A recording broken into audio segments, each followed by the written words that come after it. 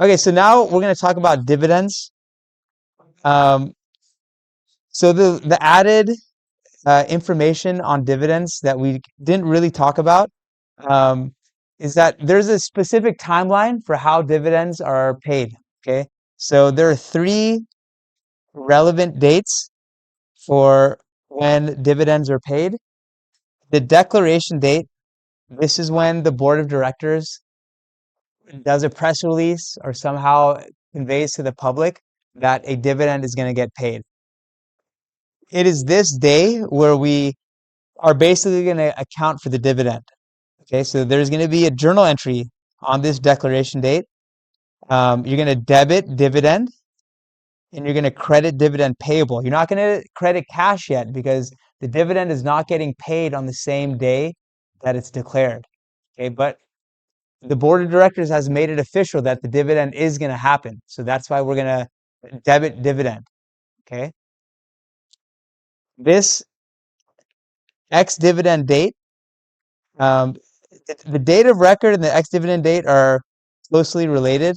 Um, the ex dividend date is basically the day upon which you need to own the shares to get the dividend.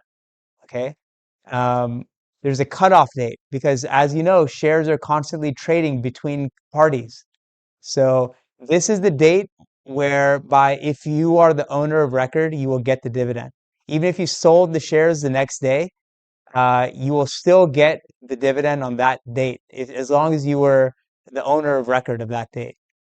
Okay, so there's no journal entry here. This is a pure record keeping thing where the company's just figuring out who they have to pay.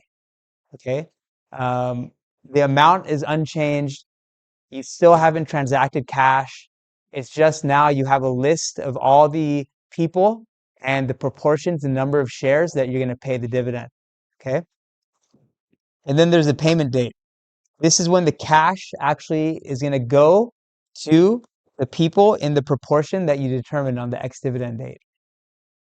Okay. So this is when you will debit dividends payable and you'll credit cash.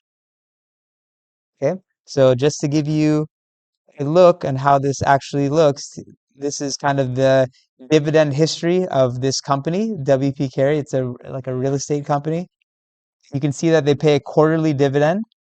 And so they have the ex-dividend date and the date of record are either the same day or like one day apart.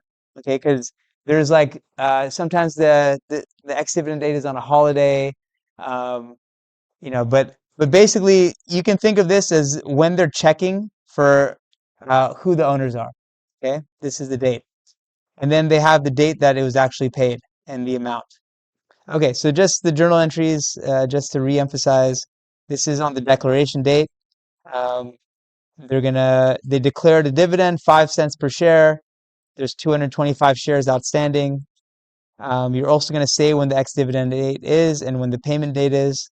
But on the declaration date, you're going to basically account for the dividend, have the dividend payable. And the way we got this is 5 cents times the number of shares outstanding. On the ex-dividend date, no journal entry, but you will then have a list of all the shareholders and their respective share count as of this ex-dividend date, and that's who you're going to pay. And then on the payment date, of course, the cash is going out, and it's going to go out. It's going to be to all your list of people. So this is in the form of one journal entry amount, but it's really split between however many shareholders you have. And then, of course, you close dividends to retained earnings, as we learned in chapter 4.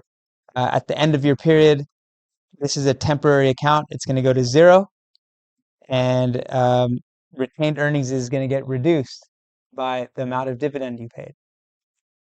Okay, so hopefully you all remember that retained earnings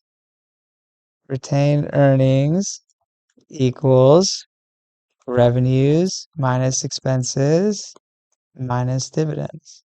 Okay, so this is getting reduced. Retained earnings is a credit normal. So this is a dividend. which is reducing retained earnings. So hopefully it should be review. You should all remember this.